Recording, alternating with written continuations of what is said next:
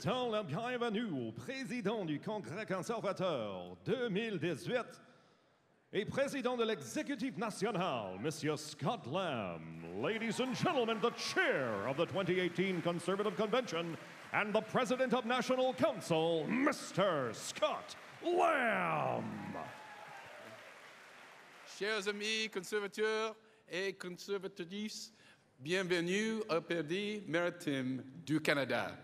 It's really great to see everybody again here in Halifax. Last time we got together like this was 2 years ago at the other end of the country in Vancouver, BC. 2 years ago, we were facing a prime minister who was on the cover of all the fashion magazines. A media darling who could do one-handed push-ups, balance babies on his fingertips, hold a plank all day. Remember that guy? Well, according to the pundits, it was going to be all downhill for the Conservative Party of Canada. We would soon get discouraged, demoralized, become a shadow of our former selves. Well, guess what? 2 years later, we have more delegates in Halifax, Nova Scotia than at any other time in our history of our party for a convention.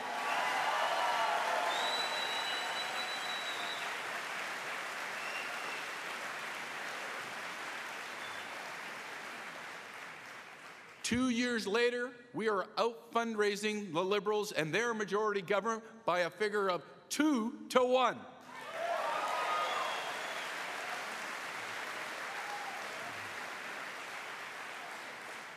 And folks, 2 years later, sunny ways has been replaced by cloudy periods with a chance of rain. I don't know about you, but I can't wait till next year when we get this country back on track and make Andrew Scheer Prime Minister of Canada.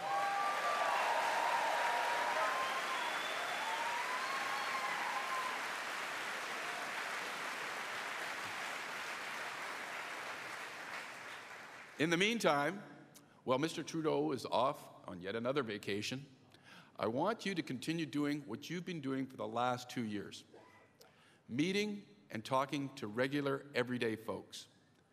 Canadians who know how hard it is to earn a dollar. Canadians who understand the importance of sticking to a budget. Canadians who are looking for a government that understands their reality, not one that's constantly trying to impress their elite friends. Fellow Conservatives, if we stay true to our principles and never forget who we are here to serve, then we will win in 2019.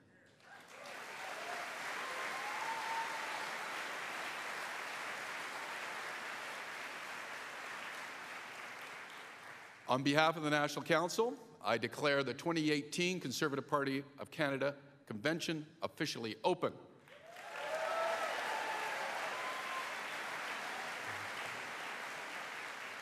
De la part de l'exécutif national, je déclare le Congrès du Parti conservateur du Canada officiellement ouvert.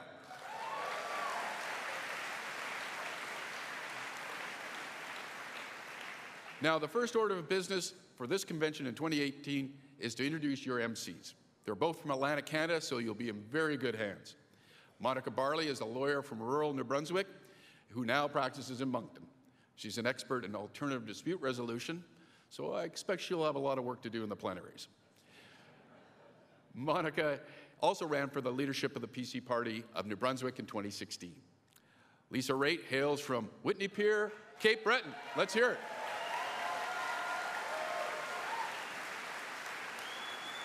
She is also the Deputy Leader of the Conservative Party and a Member of Parliament for Milton, Ontario. She's held several cabinet portfolios, including natural resources, labour, and transport. Lisa's also a lawyer and the former CEO of the Toronto Port Authority. Mesdames et Messieurs, veuillez accueillir Monica Barley et Lisa Raitt. Please welcome Monica Barley and Lisa Raitt.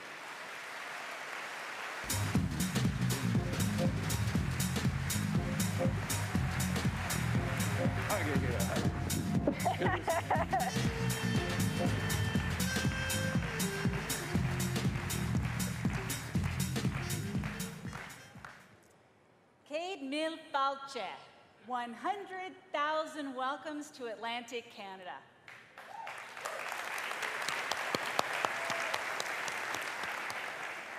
Here we are, home to 32 Liberal MPs who must be in the witness protection program because you certainly don't hear much of them in Ottawa. Maybe they're just in hiding out of embarrassment. It hasn't been a very good year for the Prime Minister. Des voyages désastreux, des promesses brisées, des ratés diplomatiques, des tweets imprudents, même ses bas sophistiqués n'ont plus l'air de fonctionner. Well, those Liberal MPs should be hiding because we're coming for them in 2019.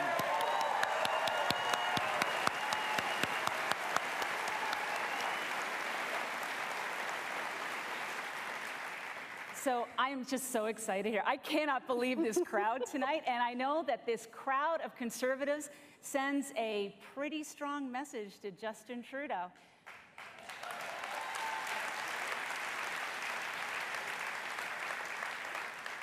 There is not a safe Liberal seat in Atlantic Canada or anywhere in Canada for that matter.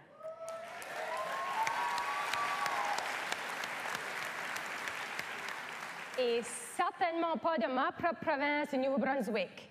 Et le premier ministre Galland va découvrir ça le mois prochain. Son ami à Ottawa a perdu des plumes. Hey, Lisa, I just realized for the second straight time, there are two strong, capable women hosting a national Conservative event.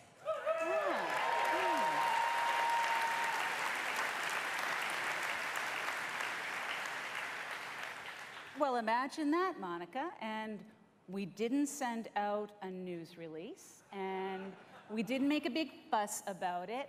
I don't recall checking off a special box on the application form.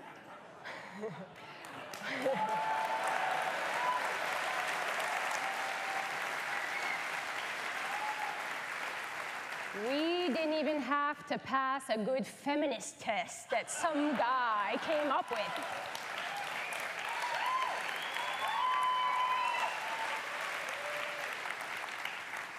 Au Parti conservateur, nous respectons les femmes. Nous ne leur disons pas comment agir, comment penser ou quoi croire.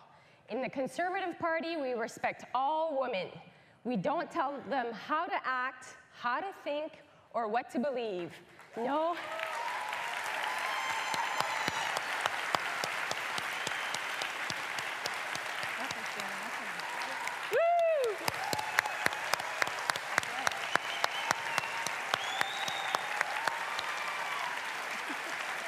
That's pretty awesome.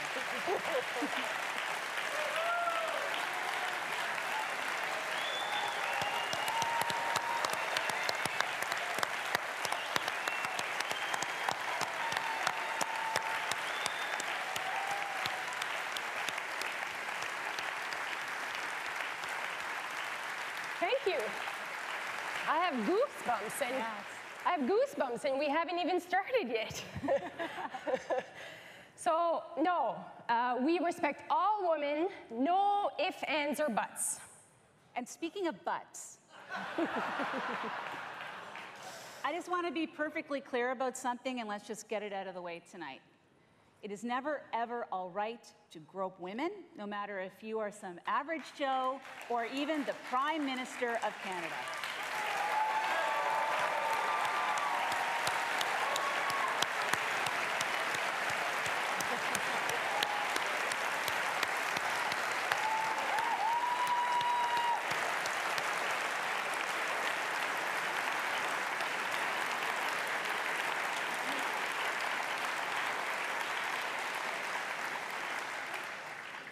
But we really already knew that. And the women, and the women in this room are leading the way and showing what it means to belong to a party that respects women and values their contributions on their own merits. Right.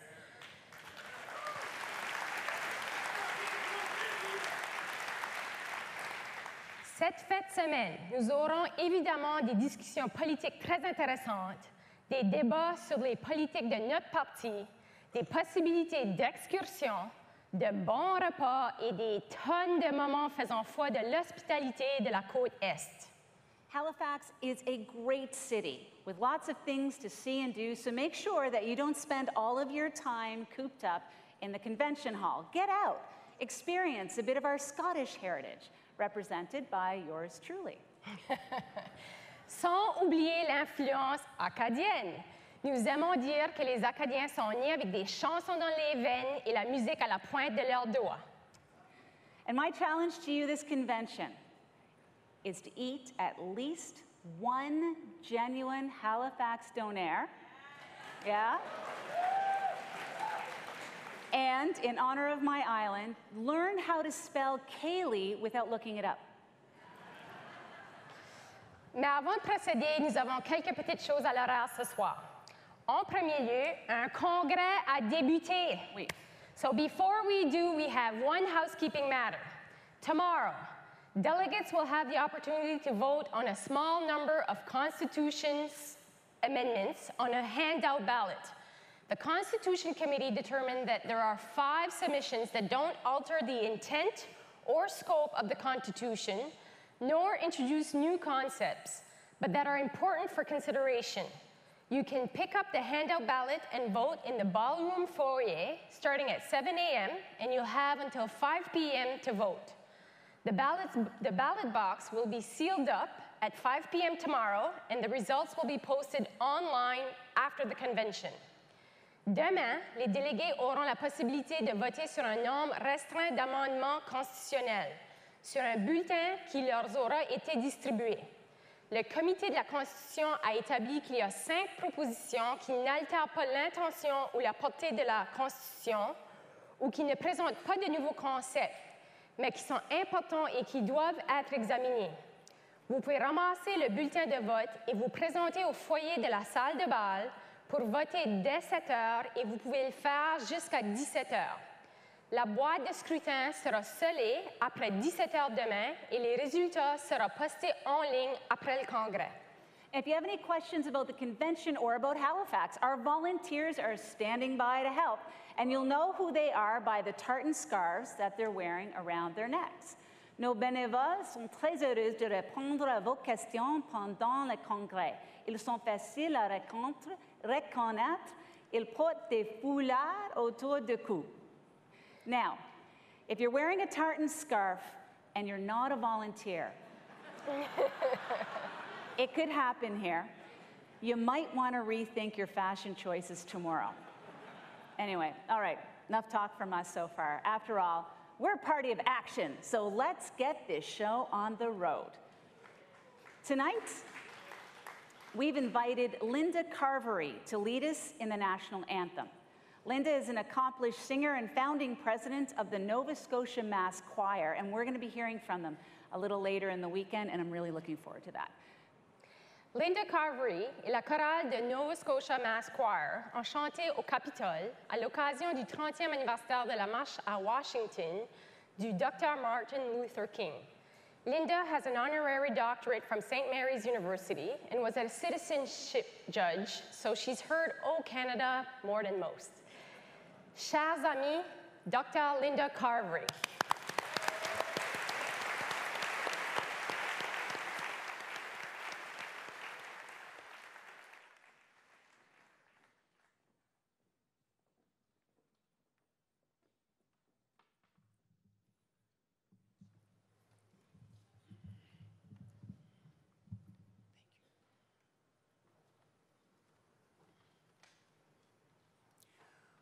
O Canada,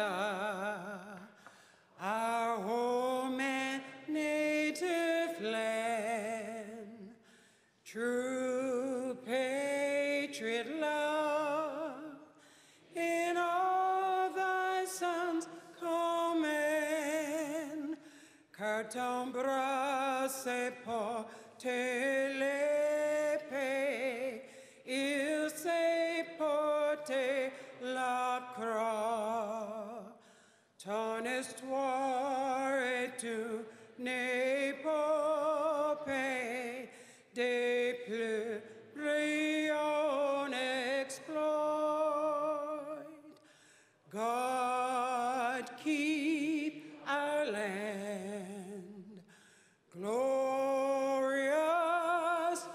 free.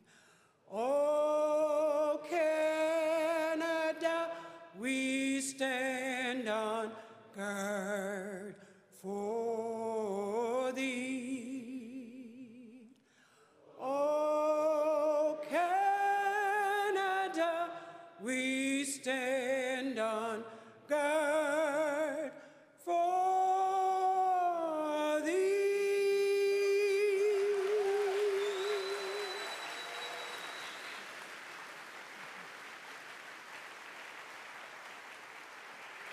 Thank you, Doctor.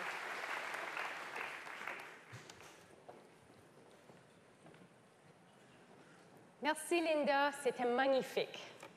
And now I'd like to ask Carla McFarland to come and give greetings on behalf of the province of Nova Scotia. Carla is interim leader of the Progressive Party of Nova Scotia and represents the riding of Pictou West.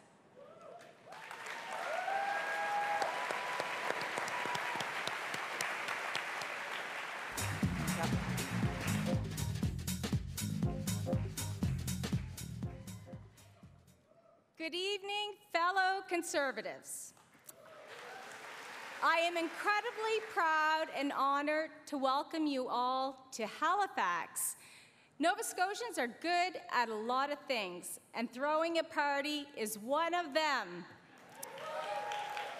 And we are thrilled to extend our world-famous hospitality to our large Conservative family. You know, as the birthplace of parliamentary democracy, freedom of the press, and responsible government in our country, Nova Scotia played a big role in shaping many of our nation's institutions. Our party is just one of those institutions. John Thompson, our 4th Prime Minister, was from Antigonish. Our 6th Prime Minister, Sir Charles Tupper, called Amherst home. Robert Borden, who was the 8th Prime Minister, came from Grand Pré. And don't forget, our 18th Prime Minister, the Right Honourable Brian Mulroney, represented the people of Central Nova for a time. But wait, there is more. Robert Stanfield and Peter MacKay shepherded our party proudly and with clear distinction. I am very excited to have the next Prime Minister of Canada with us here in this room tonight. We know that in order to make Andrew Scheer our next Prime Minister, Nova Scotia must once again be represented around the caucus table.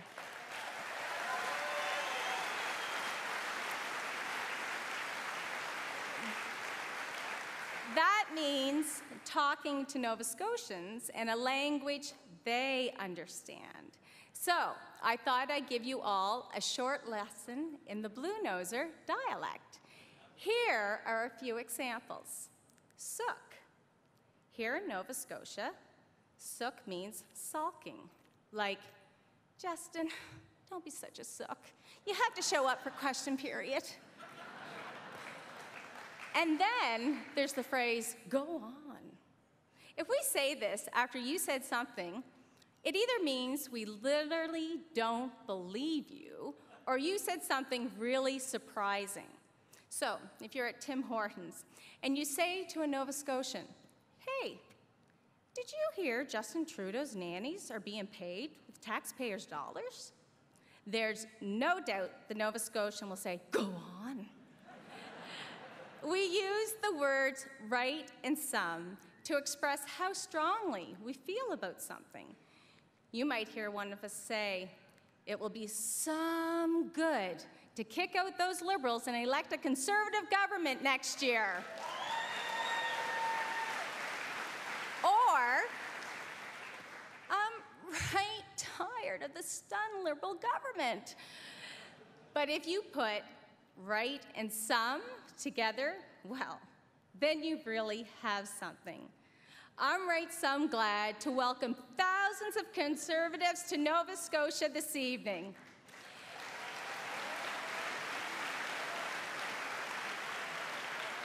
It's great to have our family reunion in Halifax. This year's convention has a terrific program that will start preparing us for an exciting campaign and a decisive victory in 2019.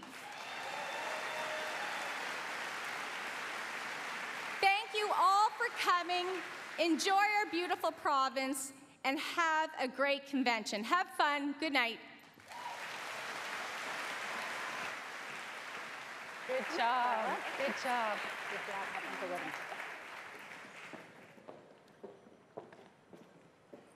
Merci, Carla, pour cet accueil chaleureux.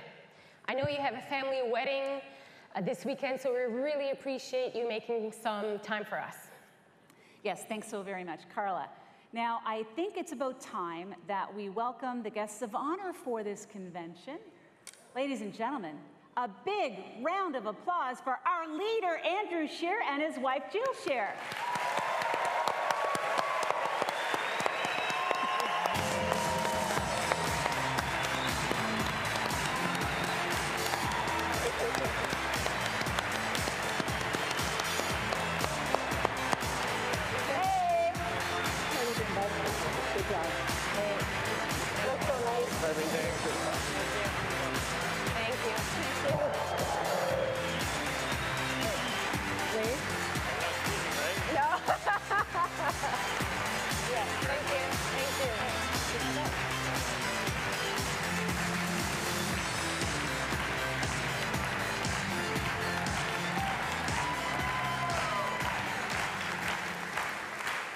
I gotta say, it's not often that there are two other people on the stage taller than me. That's pretty cool. Both Andrew and Jill. Well, ladies and gentlemen, we didn't think that we were going to be able to get this speaker down to Halifax because he's been too busy over the past 2 months keeping his promises.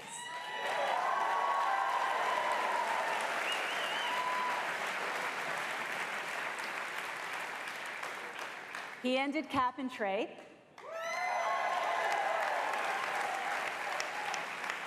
He cleaned up the Hydro One mess.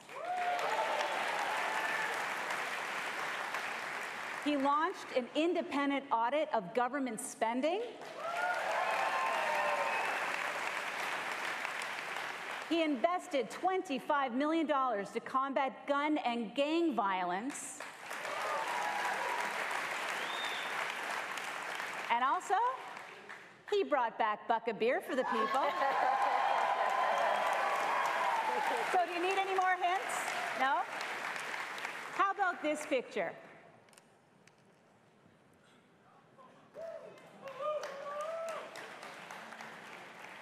So this is a picture when Kathleen Wynne was speaking at the Liberal Policy Convention. It looks like our next speaker has been in this convention hall before. But it didn't work out for the Liberals, did it? And it certainly won't work this time. Mesdames et messieurs, veuillez s'il vous plaît m'aider à accueillir the 26th Premier of the Province of Ontario, the Honourable Doug Ford.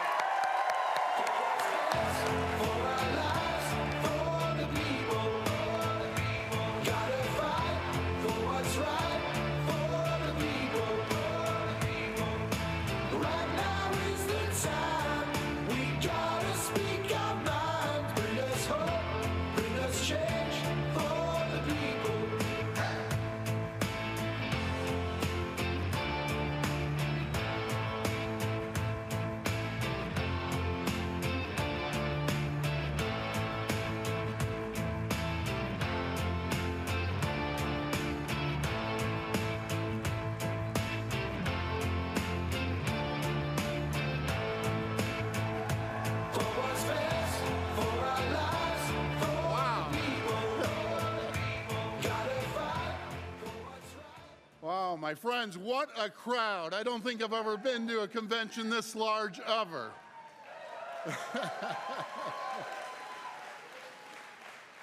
Thank you to the great people of Nova Scotia and to the organizers, volunteers here tonight.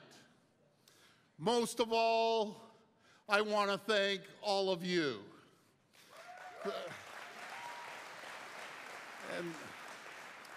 And thank you for the warm welcome. What a great, energetic crowd. It takes me right back to the exciting rallies we held during our recent election here in Ontario. And by the way, who's here from Ontario? Wow, all right. And how many of you worked on our great campaign? To all the hard-working Ontario Conservatives who helped us make history on June the 7th, from the bottom of my heart, I thank you. I thank you, I thank you. Because, my friends, we did it, and after 15 years of the Liberal government in Ontario, 15 years of scandals, 15 years of out-of-control spending, and 15 years of waste in management. My friends, big taxes, big deficits, and big government. Change has finally come to our province. And a new day has dawned in Ontario. Ontario now has a government that is truly for the people. I spend a lot of time talking to Ontarians, but tonight I also want to speak to those of you outside of our province, including the folks watching at home tonight.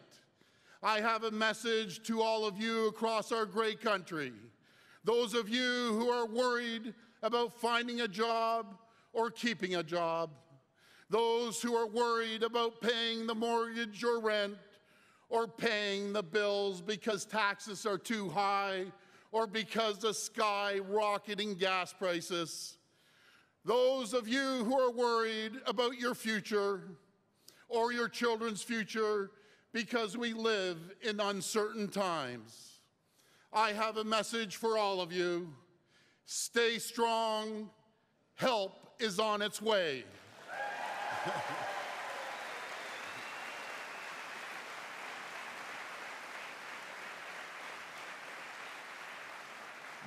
The next election is one that Conservatives can win. It's an election that we must win, and it's an election I believe we will win.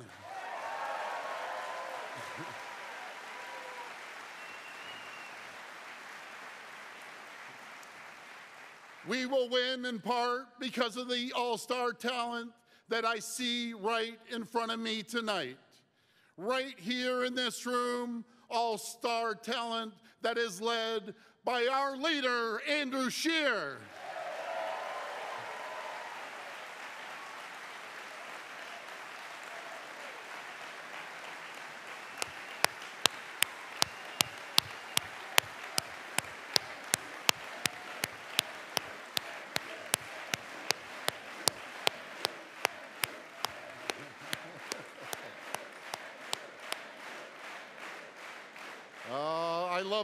I love the tone of that. I'll tell you, we're going to hear that more often over the next little while.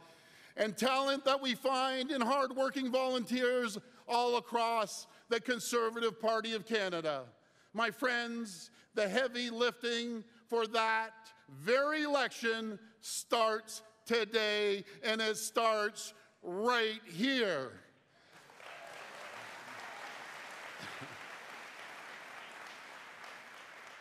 One of the reasons we won in Ontario is because we refused to be out-hustled. We refused to be outworked.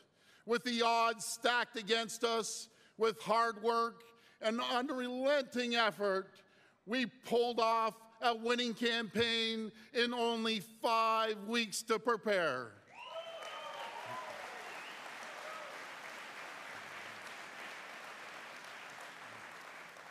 More importantly, my friends, we won the election because we stayed true to our values and principles, because we refused to back down.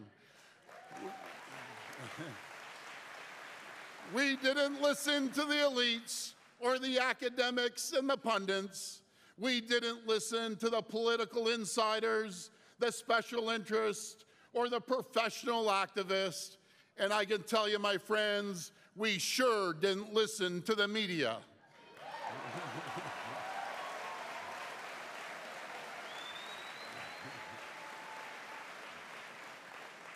We stood up to those who spent the entire campaign trying to get us to apologize for being conservative. We stood up to those who told us it couldn't be done and that it shouldn't be done, the naysayers and critics. We forged ahead, not listening to any of them. But you know who we did listen to? We listened to the people.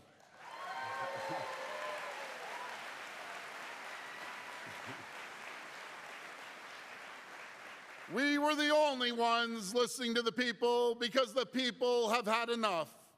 They've had enough of the high taxes, enough of the waste, scandal, and mismanagement, enough of the lies and deceit, enough of a government telling them how to live their lives or how to run their businesses. My friends, it sure sounds like the federal government we have today.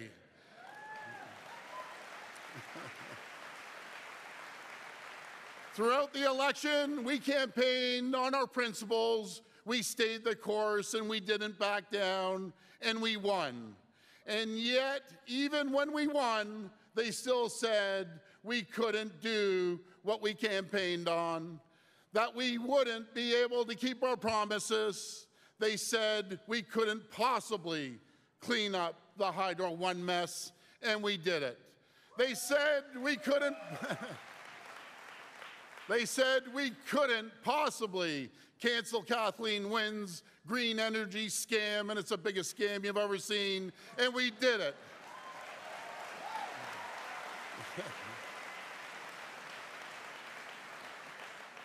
They said we couldn't fight the Liberal cap-and-trade carbon tax, and we are doing it right now.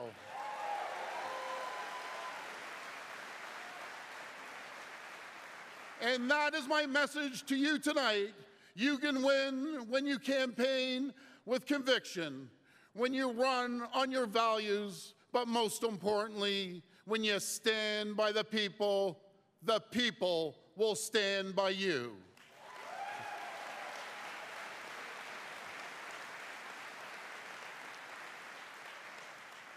In Ontario, we built a coalition of voters like never before. People from all walks of life, every background, every religion, from every part of our province. We attracted voters from other parties and many others who had never voted before in their lives. But my friends, it does not come easy. It will take effort and discipline. And most importantly, you will need to stand together, and you need to stand with your leader.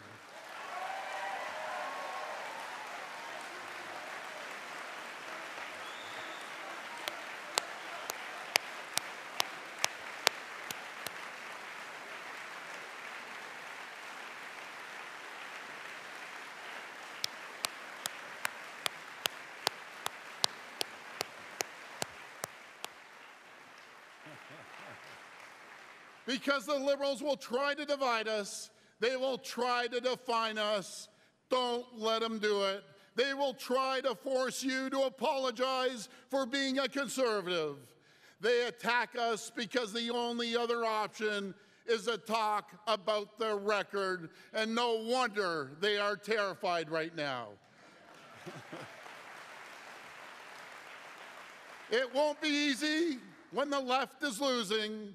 They start name-calling, mudslinging, the slander. Get ready for it. It's all they have, my friends.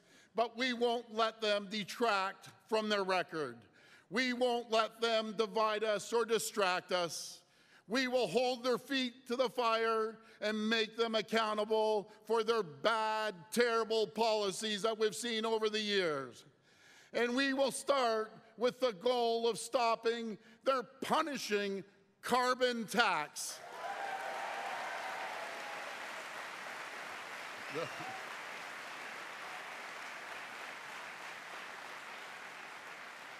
It is absolutely the worst tax ever created, a tax that does nothing for the environment but hurts families, individuals, and businesses. It's nothing more than a government tax grab out of each and every one of your pockets.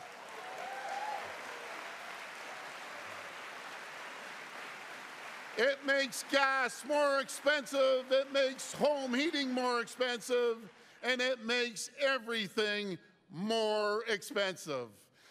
It's absolutely a shame, I agree.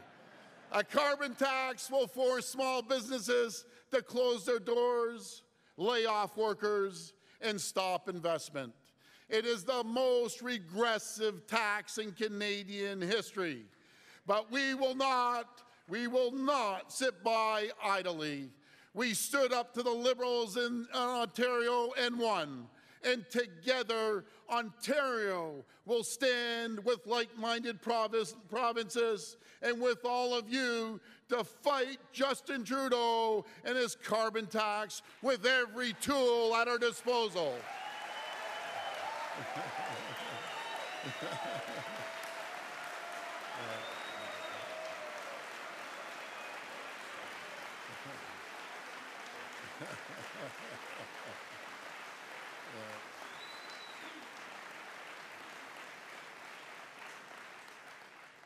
We have some great allies out there like Brad Wall and Scott Moe in Saskatchewan. They're absolute champions. And I am confident we will soon be joined by our friend Jason Kenney in Alberta.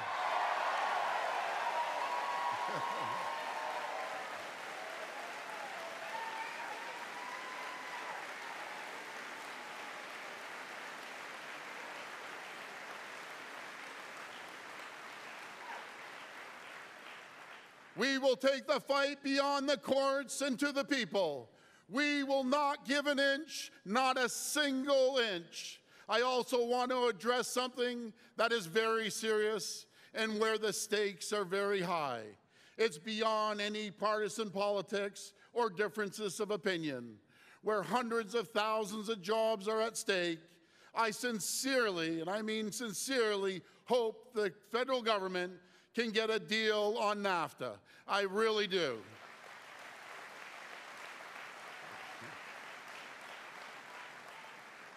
And we are doing our part in Ontario to help get the deal done. I've been burning up the phone lines, talking to U.S. governors about our vital trade relationship and what it means for jobs and prosperity on both sides of the border. And just this week, I met with the U.S. ambassador to Canada expressing the same concern. Free and fair trade with the United States has to succeed.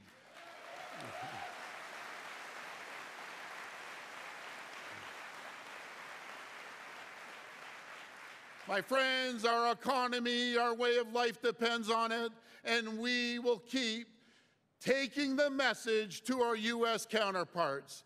I want to thank you for having me here tonight, and I wish all of you great success going forward.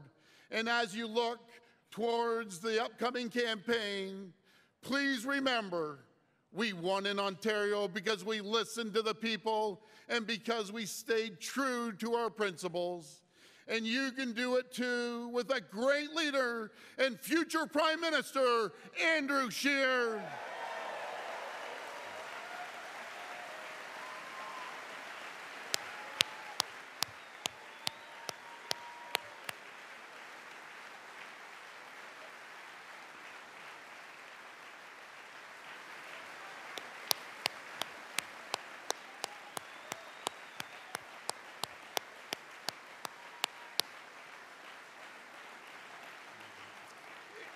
It's about time that we had a federal government that will stand with the people, a new national conservative government ready to lead our country in 2019. The election is yours to win. The future is in your hands. Change is coming to Canada, and as I've always said, a new day has dawned in Ontario, and a new day will dawn in Canada, a day of hope, a day of prosperity, a day of opportunity, the likes of which this country has never seen. Thank you, God bless you, help is on the way.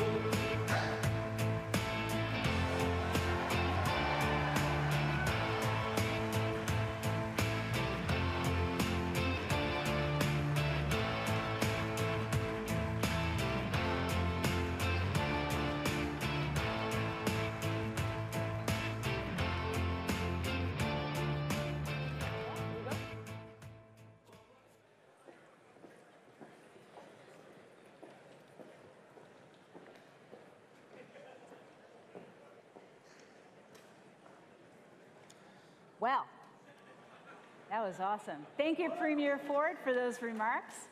You know, that was pretty awesome. You know, if he keeps this pace of getting things done, he's going to need a new throne speech by October, I think. Maintenant, j'ai le grand plaisir de vous présenter notre prochain conférencier, Monsieur Daniel Hannan. Daniel Hannan is a British writer, journalist, and politician who has been a Conservative member of the European Parliament for nearly 20 years. And I'm not sure where he finds the time to do this, but Daniel writes columns for the Sunday Telegraph, the Daily Mail, the Spectator, and the Wall Street Journal. Récemment, M. Hannan a présidé la campagne du vote pour quitter l'Union, portant sur l'avenir de l'Union européenne. He's also the founder of The Conservative, a conservative libertarian magazine. Chers amis, veuillez offrir un accueil chaleureusement canadien aux membres du Parlement européen pour le sud-est de l'Angleterre, M. Daniel Hannan.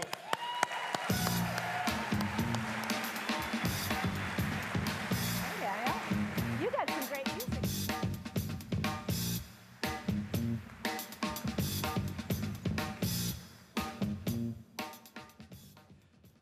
Merci, mesdames. Thank you, ladies.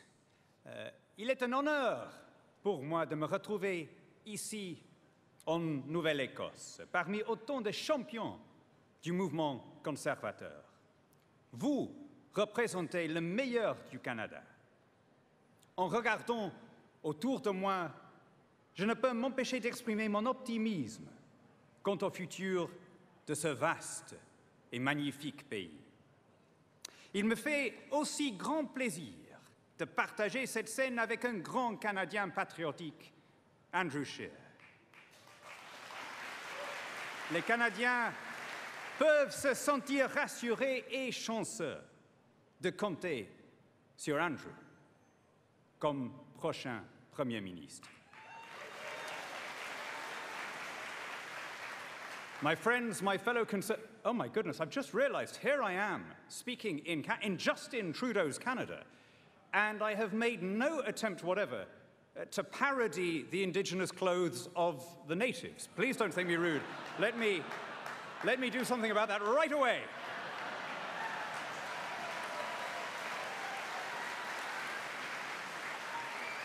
That's better. That's better, c'est mieux comme ça.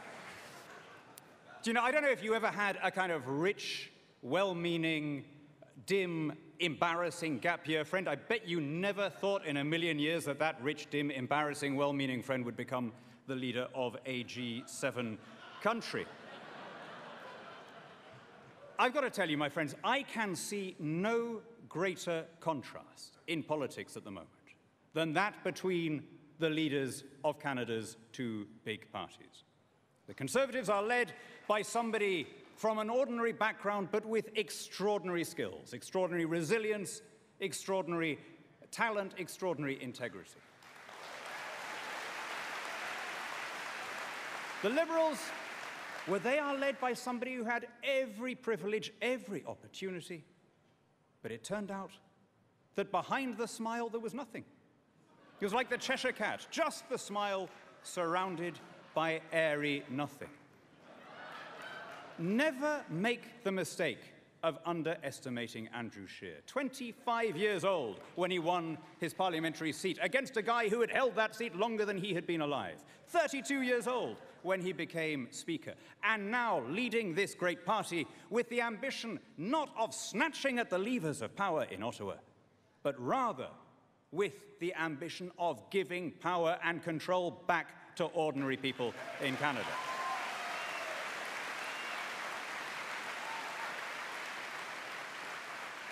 You contrast that to the supply teacher who kind of accidentally ended up becoming a prime minister.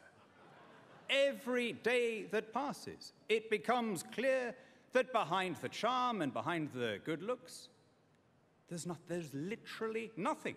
Nothing there at all. As I was going up the stair, I met a man who wasn't there. He wasn't there again today. I wish he'd go away. My friends, this should be no contest, right? This, if it came down to character, to policy, to commitment, this would be, as they say across the border, a slam dunk. But here we come to the cosmic asymmetry, the unfairness that afflicts every right of centre party, yours and mine included. And it's this. The voters tend to send for Conservatives in times of crisis. They tend to vote for us just when the Treasury has been emptied, when the credit has been exhausted, when the economy is plummeting, when unemployment is rising. And we then come in, we Conservatives, and we do what needs to be done. We willingly put our shoulder to the wheel. We make the tough decisions. We restore order and sanity to public finance. And just when we've done the job, just when the economy is growing again, they say, oh, that's great. Thank you very much. Why don't we vote for that nice bimbo supply teacher with a nice smile?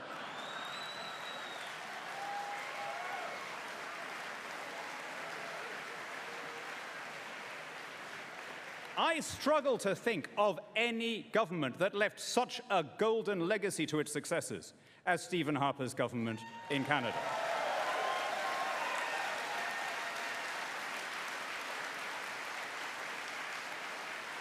You can take any metric you like.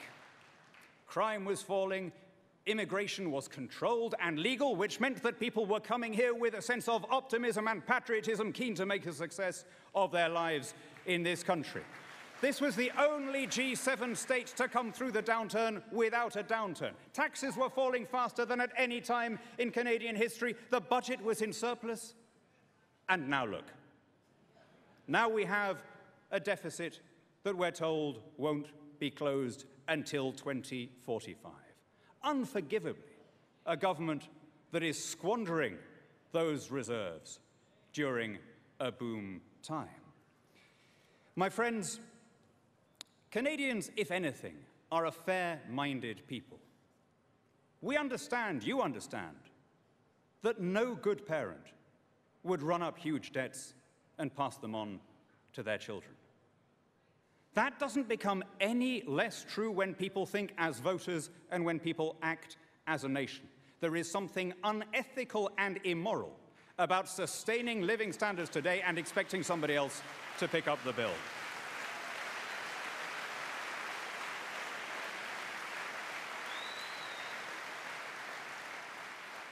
And let me say something as a Conservative among fellow Conservatives. Your party should never be embarrassed about making the case for Canadian patriotism and the vision of what this country stands for and what it could be. And when I talk about Canadian patriotism, when I talk about that vision, I don't mean the vision of Trudopia. I don't mean a great country that defines itself as being a kind of touchy-feely, UN-compliant, nappy-changing, interventionist social democracy. I mean, yeah, there may be a certain market for that in some aspects of this country. But I tell you, your allies abroad, my friends, your allies have not forgotten the Canada of Vimy Ridge and the Canada of Juno Beach.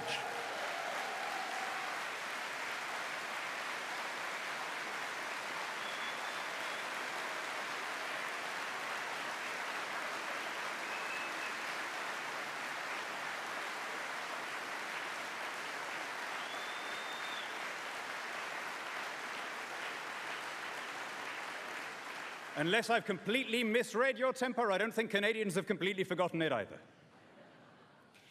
In a way, that shouldn't need saying.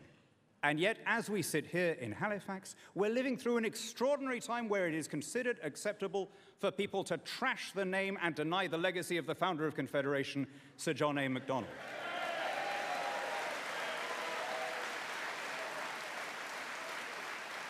Now just think of what people are doing. When they attack Sir John A. Macdonald's legacy, what are they really saying? I mean, what is it that we remember him for, right? What they're really saying is, the world would have been a better place if Canada hadn't come into being at all. And I've got one question for the people who say that. What country has contributed more to the happiness of the happiness of peoplekind than this one?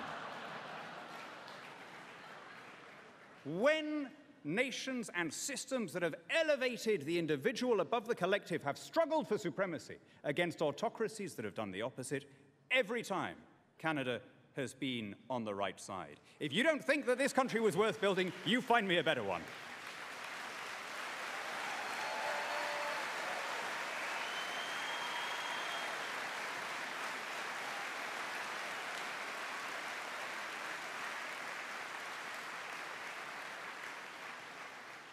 Let me say this as a friend of Canada, as a friend of Canadian democracy. My late father fought, I suspect alongside some of yours, in Italy in 1944.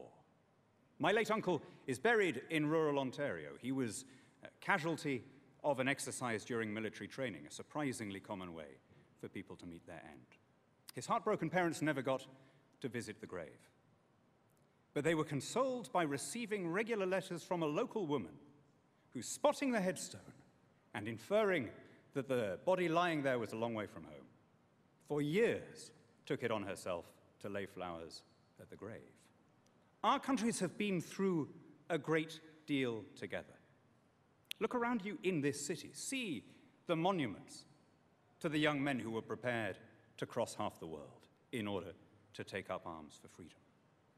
500,000 Canadians passed through Halifax alone in the Second World War, out of a population of what, 11 million at the time. 500,000, almost all of them volunteers, rushing to the aid of a country on which, in most cases, they'd never set eyes. Why? Partly, of course, because of congruities of language, of culture, family ties, of course. But that wasn't all. Didn't they also have a sense that they were defending a better way of life? A way of life that elevates the rules over the rulers, that elevates the individual above the collective, and they were right to believe that.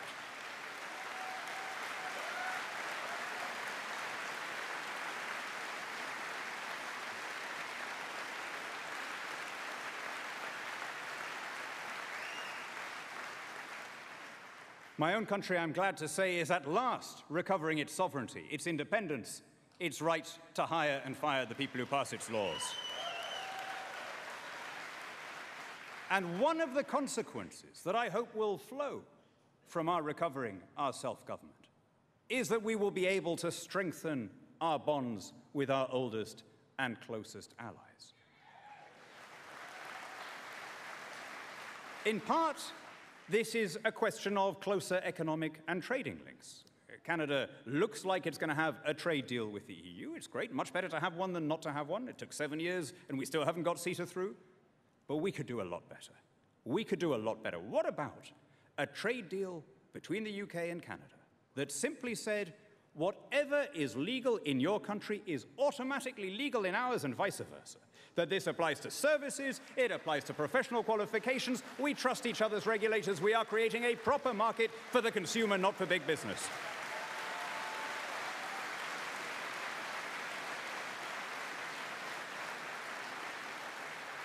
And if we have such a deal between the United Kingdom and Canada, it becomes very difficult not to extend the same deal to the United States, which would solve the NAFTA problem that your current Prime Minister is making such a hash of.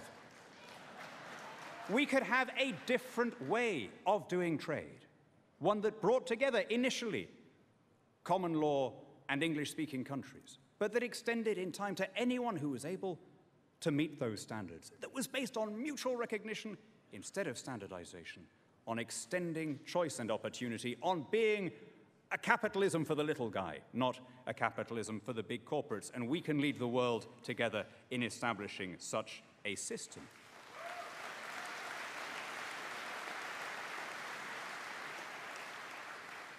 But this is about more than trade and economics. I want to re-establish that alliance of free democracies that has done so much to secure the happiness and liberty of our species. And I want to see Canada resume its leading place in that alliance. And the great elemental historic task of your party is to preserve that vision of a proud, strong, free, independent Canada. If there is one job for the Conservative Party of Canada, and for all of you as private individuals, even when you're not sitting here as delegates, it's this. Your job is to remind young people here, wherever their parents or grandparents were born, that they are not just a random set of individuals born to a different random set of individuals. That being Canadian means something. That it makes them heirs to a sublime tradition.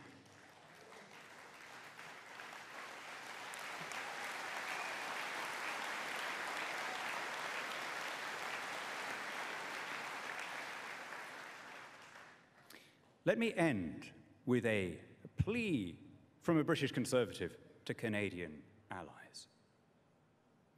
Honour the men who made this country. Keep intact the freedoms that you've all been lucky enough to inherit, and pass them on securely to your children. Never be afraid to speak to and for the soul of this great country, of which, by good fortune and God's grace, you are privileged to be part. Thank you, my friends. God bless you. God bless Canada. And God bless the alliance of our great Commonwealth democracies.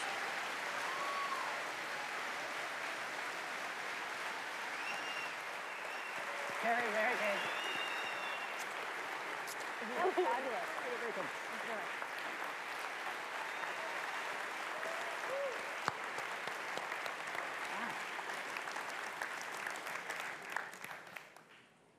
Thank you very much, Daniel. You've given us a lot to think about this evening, and I hope you have some time to enjoy Nova Scotia.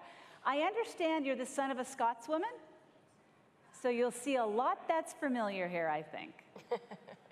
Notre second conférencier ce soir est un authentique dragon, mais pas Larry. Disons que ce dragon-ci a de plus beaux cheveux. François Lambert est un homme d'affaires couronné de succès au Québec qui a participé à l'émission Dans l'œil du dragon. Along with excelling in business, François Lambert has run 4 marathons and owns a farm in the Outaouais where he produces corn, oatmeal, maple syrup, and honey. Mesdames et messieurs, veuillez accueillir notre prochain conférencier, M. François Lambert.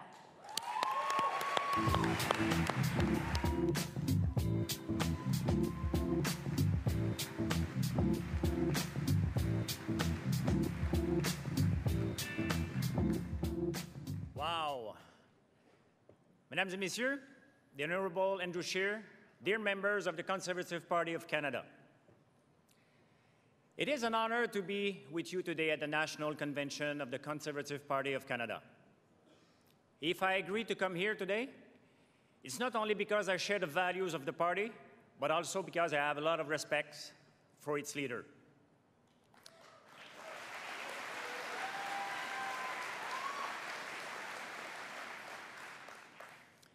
Lorsque j'ai rencontré Andrew Scheer pour la première fois en avril dernier, j'ai tout de suite été impressionné par sa présence d'esprit, sa grande écoute et son désir profond de répondre aux besoins des citoyens canadiens.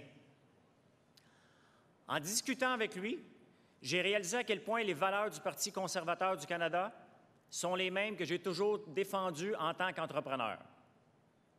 Ce sont ces valeurs sur lesquelles je fonde encore aujourd'hui mon modèle d'affaires, soit la création de richesses, la gestion rigoureuse des finances et l'efficacité des opérations.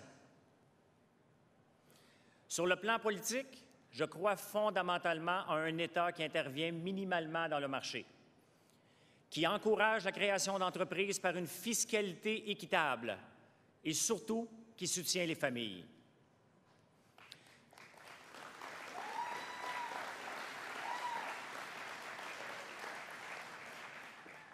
The government should manage public money in a responsible way, through a fair tax system while also supporting families. Vous savez, j'ai grandi sur une ferme où j'ai appris à rentabiliser chaque pied carré d'une terre pour qu'elle rapporte. J'ai appris à faire beaucoup avec peu de ressources. J'ai appris à être créatif et à utiliser les outils dont je disposais pour optimiser les revenus familiaux. Par exemple, un de mes premiers emplois était d'utiliser le tracteur de la ferme pour offrir un service de déneigement aux voisins. Ces principes me sont restés tant dans ma vie personnelle que professionnelle. Je crois vraiment que pour réussir, il faut savoir contrôler ses dépenses et apprendre à optimiser ses revenus. C'est un concept d'affaires tout à fait transposable en politique. And yet, it seems hard to understand for Trudeau's government. Parlons-en justement de la façon dont le gouvernement actuel gère l'économie et les finances publiques. Alors que le taux de chômage n'a jamais été aussi bas en 40 ans, le gouvernement de Justin Trudeau décide de dépenser comme si nous étions en pleine récession, ou pire, en période de guerre. On dépense sans compter. On injecte de l'argent dans l'économie par une politique keynésienne dépassée alors qu'on traverse un super cycle économique. We are putting our country into so much debt and leaving to future generations a substantial economic burden. They are destroying the balanced budget inherited from the previous Conservative government. C'est impensable aujourd'hui de réussir à créer des déficits en période de plein emploi.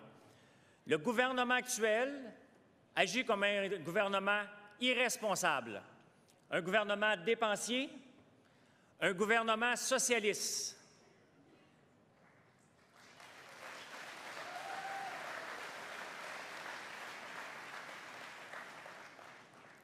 Un gouvernement qui n'a pas tenu sa promesse de réduire les impôts des PME. Un gouvernement qui a ramené l'âge de la retraite à 65 ans, alors que les autres pays de l'OCDE l'ont augmenté, alors qu'en même temps, on a besoin de main-d'œuvre pour maintenir notre croissance. Avec sa réforme fiscale, le gouvernement libéral vient mettre des bâtons dans les roues des entrepreneurs et freiner la création d'entreprises. On affaiblit nos PME, nos créateurs d'emplois, plutôt que de mettre en pratique de véritables mesures pour faire prospérer notre économie. But the thing is, we will not counter tax invasion while suffocating our entrepreneurs with more taxes.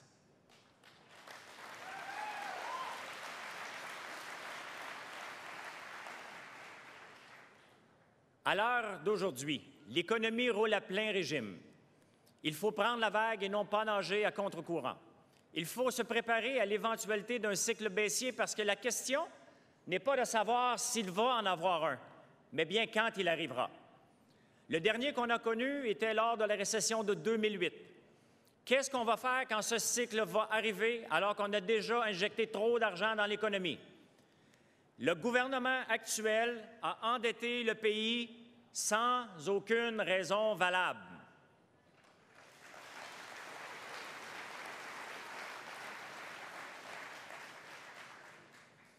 Even though the government has found a way to shoot itself in the foot on lucrative initiatives like the Trans Mountain Project. This expansion project has been mismanaged in a number of ways. No leadership from the Prime Minister, interference in provincial jurisdiction with our friends in British Columbia and Alberta, massive investment of public funds, your money, while it was not even necessary.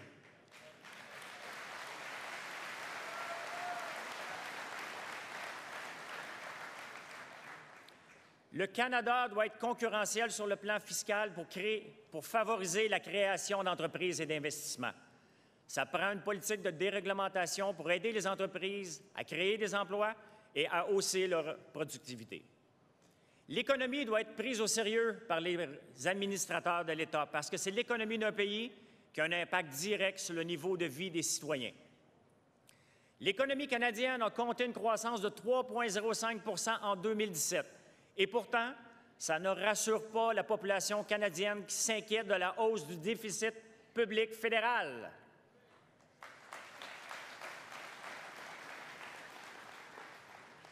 Si nous continuons sur cette lancée, nous fonçons droit vers un mur. Nous devons aussi renforcer nos politiques énergétiques. Ça n'a aucun sens aujourd'hui d'acheter du pétrole de pays tels que l'Arabie saoudite alors qu'on en a déjà chez nous.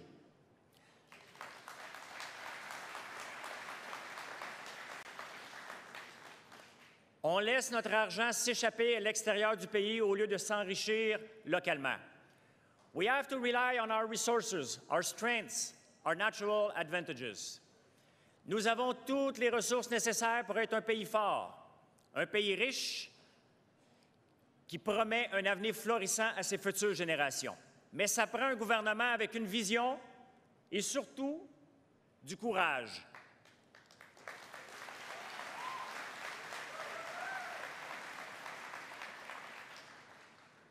Et ce gouvernement, ce sera celui d'Andrew Scheer et du Parti conservateur du Canada.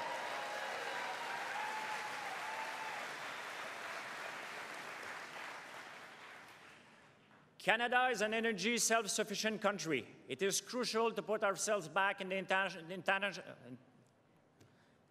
game regarding energy resources.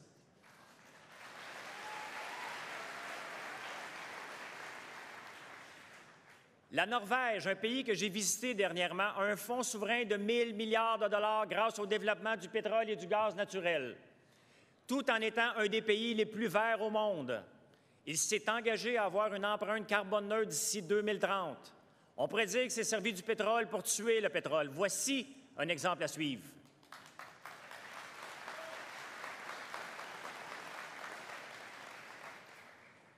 Il faut savoir exploiter nos ressources naturelles tout en optimisant nos forces. Et le même principe est applicable au secteur de l'agriculture.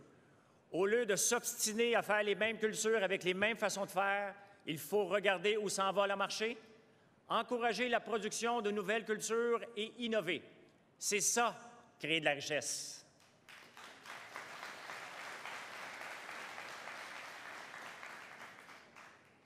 Nos sols sont riches et on a des surplus d'hydroélectricité. Qu'on s'en serve pour réduire la facture électrique des producteurs maraîchers, pour augmenter nos exportations et réduire nos importations. As a Canadian citizen, I chose the Conservative Party of Andrew Scheer.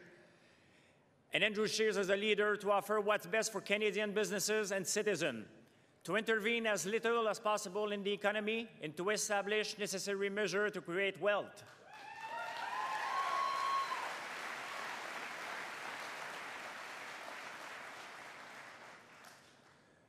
Une autre valeur qui m'interpelle au sein du Parti conservateur du Canada est son respect pour les compétences des provinces. Merci. Un parti qui pense d'abord et avant tout à aider le contribuable plutôt qu'à d'accroître l'appareil gouvernemental.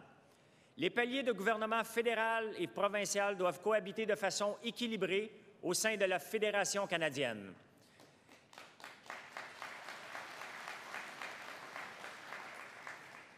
Les relations intergouvernementales sont une condition sine qua non du bon fonctionnement du fédéralisme canadien. Je suis d'ailleurs particulièrement fier que le parti propose une déclaration d'impôt unique administrée par le Québec.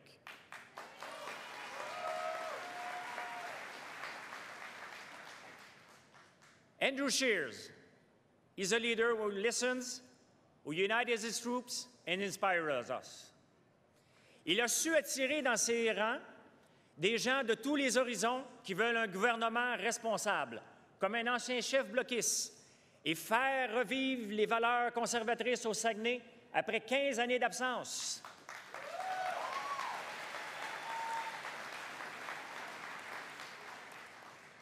Le parti a le vent dans les voiles et c'est grâce au leadership d'Andrew Scheer et la force de son équipe que nous remporterons le rendez-vous de 2019 avec un gouvernement conservateur majoritaire.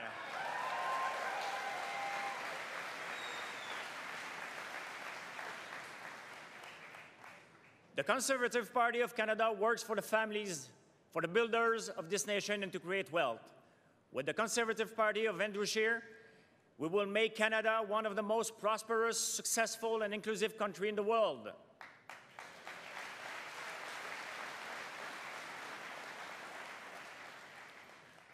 Après le passage du gouvernement de Justin Trudeau, il nous faudra rassurer les entrepreneurs et les promoteurs de grands projets en mettant en place des conditions de réussite gagnantes et non des freins à leurs ambitions.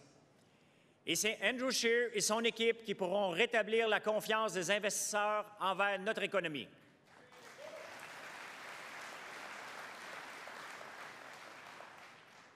L'honorable Andrew Scheer, c'est le premier ministre dont le Canada a besoin. Un premier ministre responsable, un premier ministre à l'écoute et un premier ministre qui a une vision concrète pour faire du Canada l'un des plus grands leaders au monde.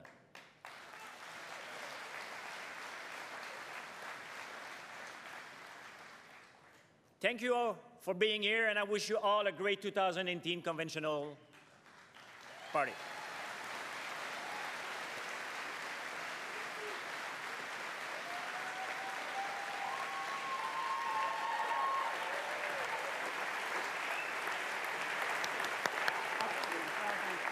Merci.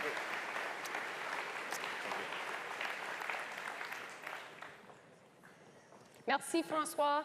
Il y a certaines de vos idées dans lesquelles je crois que les Canadiens seraient prêts à investir. So before your final keynote speaker tonight, Monica and I thought that you might need a little mental break. It's not really a seventh inning stretch. It's more of a commercial break. Le Bureau national du Parti produit beaucoup de documents pour les médias sociaux et d'autres plateformes, mais ils ne sont pas tous diffusés. There's a video called Larry Liberal that was just a little too long to be used on Facebook or Twitter. But instead of leaving it on the cutting room floor, we thought you might like to see it.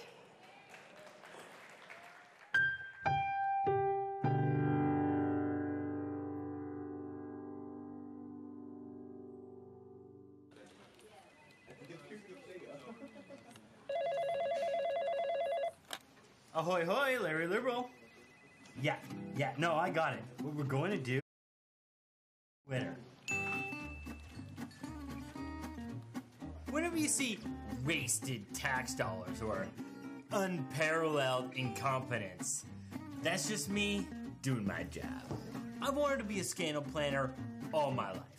It's a family business. My brother, he worked for the Ontario Liberals.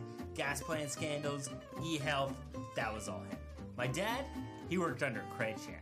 Maybe you've heard of a little something called the sponsorship scandal? Apparently, he even had a hand in the Sea Kings, but you know, D&D stuff, can't talk about that. But all of us have a lot of work to do to catch up to Grandpa. He planned the National Energy Program. Now that was a scandal. Grandpa knew what he was doing, but today, it's different. With social media, you need scandal after scandal. Bam, bam. Just to stay in the news. You know, I really love my job. You know, planning every detail of every scandal. But what really makes my scandals pop is Justin Trudeau. He takes what I have and just runs with it and just takes it to places I never even imagined. The man is a genius. How could it not have occurred to you that that might not have been okay? The fact is, we work... sorry, let me just try to reorder the thoughts. All right, that is why he is Prime Minister. I love my work. Don't you think that at some point Canadians are just going to get tired of this?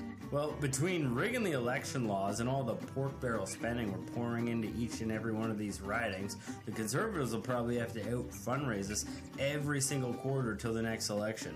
What are the odds of that happening? Now, if you'll excuse me, I gotta go purchase Twitter.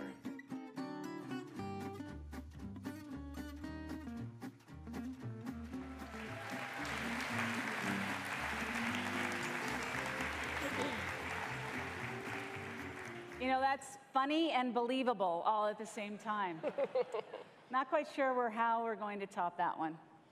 So Lisa, I understand that you are going to be introducing the final keynote speaker of the evening. Yes, they're making me do some double duty, but don't worry, Monica. If they pay me some extra, I'll split it with you. Perfect. Ladies and gentlemen, first of all, a great round of applause for Monica Farley, who has done a wonderful job this evening.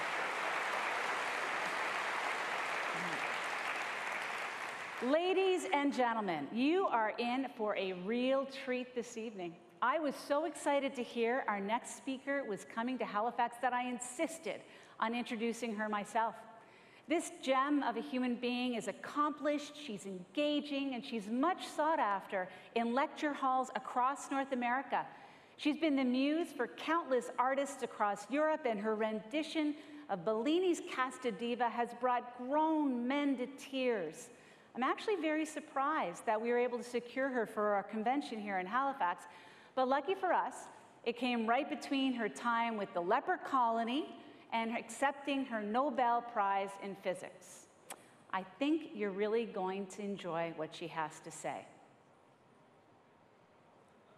Ladies and gentlemen, mesdames et messieurs, please welcome the pride of Whitney Pier, the Honorable Lisa Ray.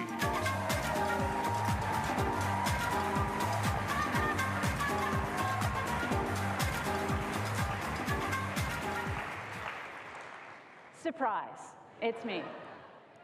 All kidding aside, ladies and gentlemen, it's been an incredible night. I cannot tell you how proud I am to come from this province and to have so many wonderful Conservatives here in the room. And it's such a great honor to follow on wonderfully thoughtful speakers tonight.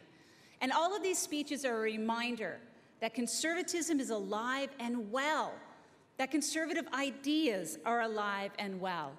Ces discours rappellent que le conservatisme est bien vivant, que les idées conservatrices sont bien vivantes. Now, regardless of the forces that attempt to divide us, or distort us, or demonize us, we know that when Conservatives stay true to our principles, we win. It's as simple as that. I want to start tonight by thanking every single one of you for coming from all across Canada to join us right here in beautiful Halifax, Nova Scotia. Now, truth be told, the Liberals would rather not us be here tonight, but you know, unlike Alberta Oil, there's nothing Justin Trudeau can do to block Canadian Conservatives from getting to the East Coast.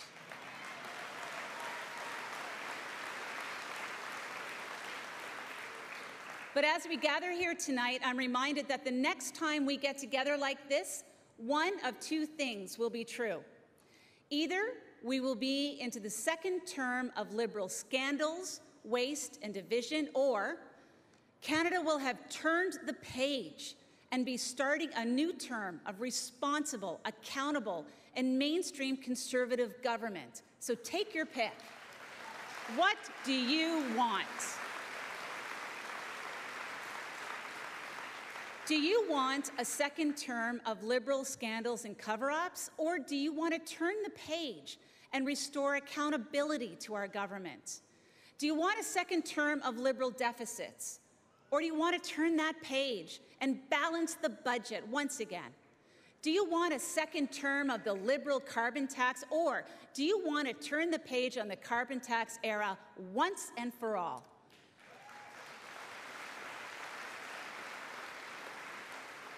Do you want a second term of Justin Trudeau's selfies and vacations? No. Or do you want to turn the page with a new Prime Minister, Andrew Scheer, who actually wants to get some work done for all Canadians?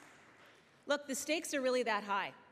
So while this week is an opportunity to build our networks, have some fun, and while this week is an opportunity for us to shape the future of our party and our executive, our constitution, and our policies, it is also an opportunity for us to get ready. Show all of Canada that the Conservative Party is ready. We're ready to win, we're ready to govern, we're ready to lead, and we're ready to get Canada back on track.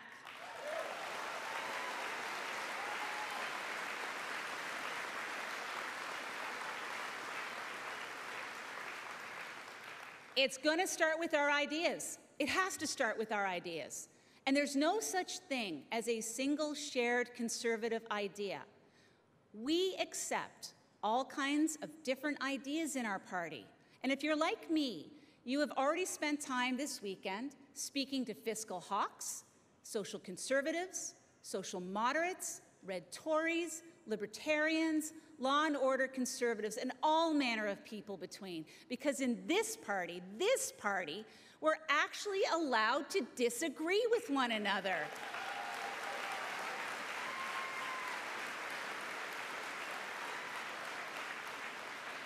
And that's perfectly okay, because this is what this convention is about. Everybody brings their best ideas to the table, and it's up for us to work it out.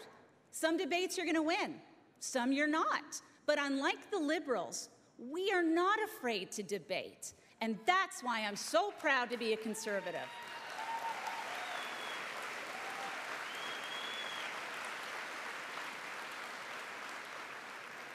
I'm grateful for the opportunity tonight to talk a little bit about my province. I grew up in Whitney Pier, Cape Breton, and it was, thank you, small Nova Scotia contingent here.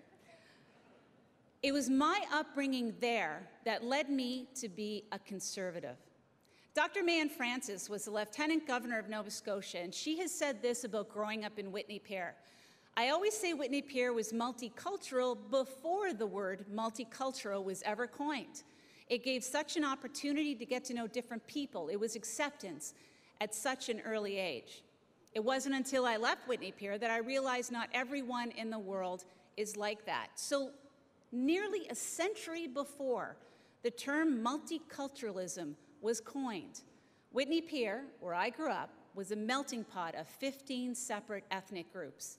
Between 1899 and 1930, Whitney Pier had the largest number of ethnic groups in the Maritimes as immigrants from around the world came to the area for well-paying jobs at the steel plant and the coal mines.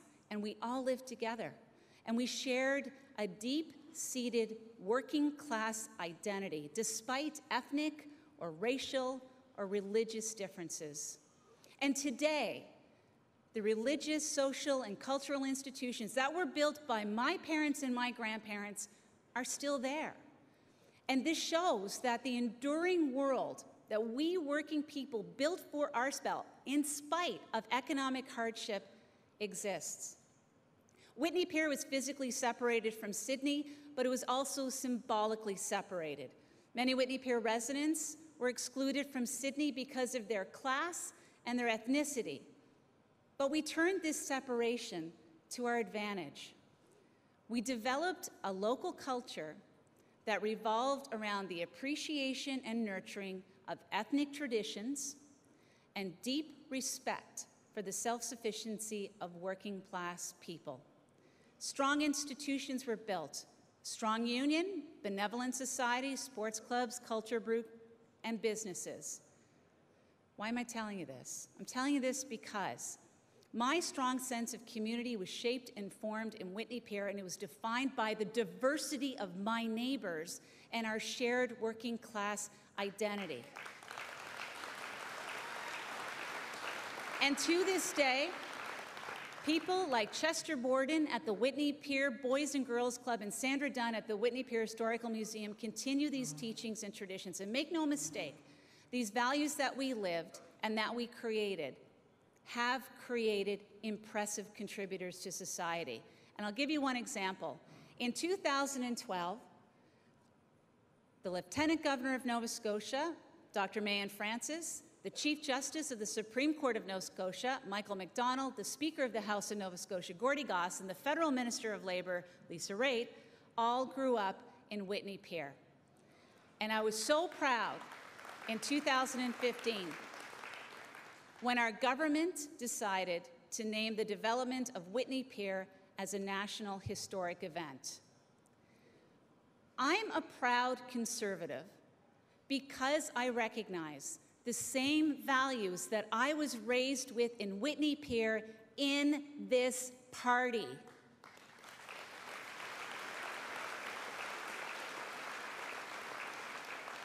We appreciate and nurture ethnic traditions and differences. We have deep respect for self-sufficiency of working-class people. You see diversity in this caucus. You see it in our candidates. You see it in our riding associations and in our volunteers. They are real champions of Canadian diversity right here in the Conservative Party. And by the way, at the end of the day, I know that we are here in Atlantic Canada and the assumption is that everybody is a Liberal. Well, I know that I would never be allowed in the Liberal Party, and I'll tell you why. It's because I want to know that when I succeed, it's not because of some quota assigned from the Prime Minister's office, it's because I earned it.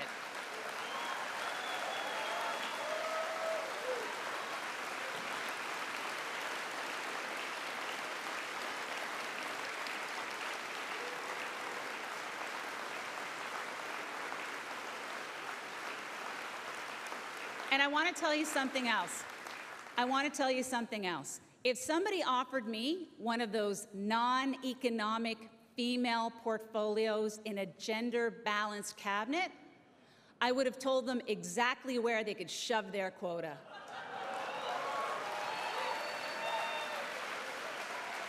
I guess you can take the girl out of Whitney Pier, but you can't take Whitney Pier out of the girl.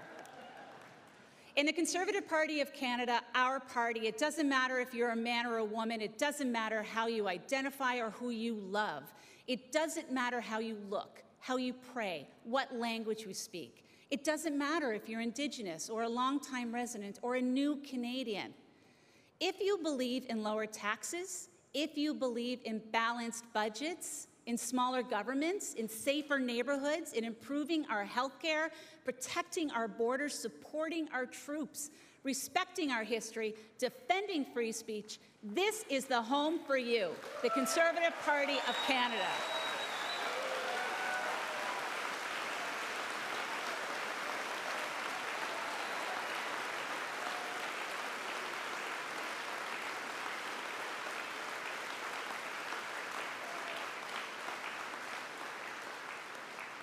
Because whatever our differences are, and a lot of people want to talk about our differences, we are united by shared values, hard work, personal responsibility, equality under the law, and respect for tradition.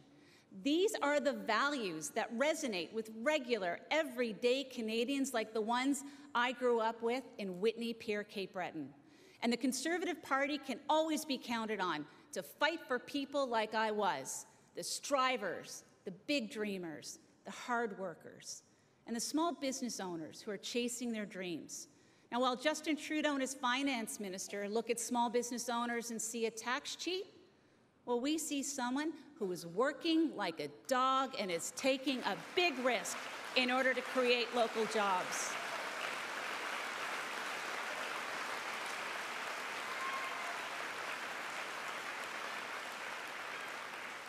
So when one of Justin Trudeau's ministers tweeted out that Canadian-born citizens aren't up to the challenge of creating jobs, I thought, is this guy for real? Well, I got news for anyone who defended that tweet. How about you and I take a swing by North Sydney, North Bay, or North Vancouver so you can see for yourself just how hard Canadians are actually working in this country.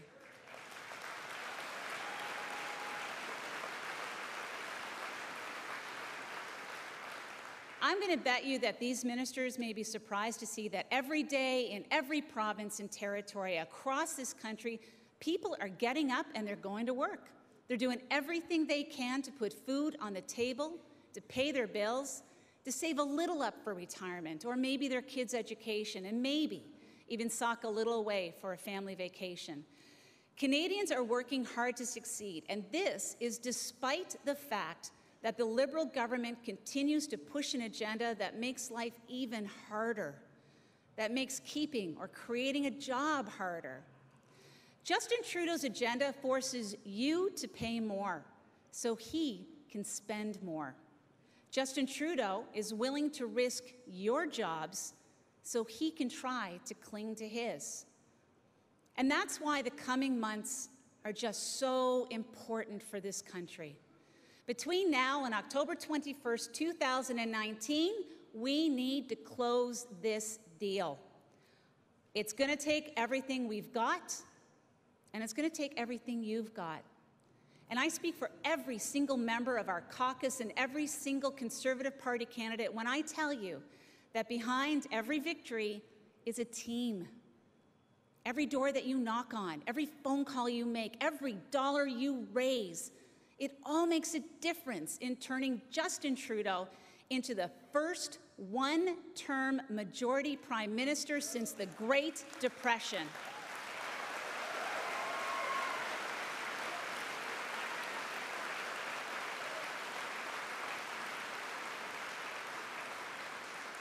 But make no mistake, while the bloom is off Justin Trudeau's rose, the Liberals control the levers of power, and they have already shown that they are prepared to break or even rewrite the rules in order to win. We have to be at our best. But the good news is this: the Conservative Party, we're ready. From one end of Canada to the other, we are gaining members. Our fundraising is the strongest of any party in Canada and growing stronger every single day. The depth and the talent of our team of nominated candidates is also very impressive, and we will have a forward-thinking platform that will be informed by the policies that we discuss here this week. And we will ensure that our candidates and local teams have the best tools and technology to get the job done. And my friends, when the time comes for us to go to the polls, we will have a not-so-secret weapon of our own: the right leader. He's going to take our message to every corner of the country.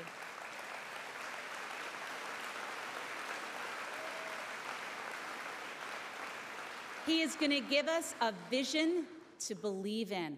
He's going to stand nose to nose with Justin Trudeau, and he's going to lead a government that is ready to meet the challenge of these times. Ladies and gentlemen, I know Andrew is going to be ready. I'm going to be ready.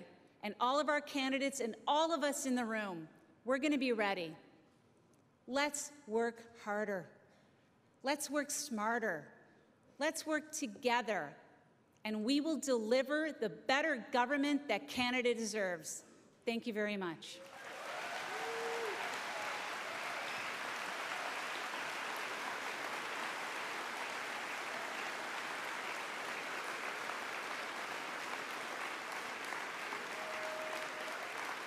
Thank you. Thank you. I appreciate it. And now I put my MC hat back on to inform you. There's a cocktail reception starting in the ballroom foyer about a half an hour ago. You can go to that. Hospitality suites to visit on the 6th floor. And of course, lots to see and do in Halifax. Have a great night. But we're going to see you all back here bright and early, 8 a.m. sharp. Good night, everyone.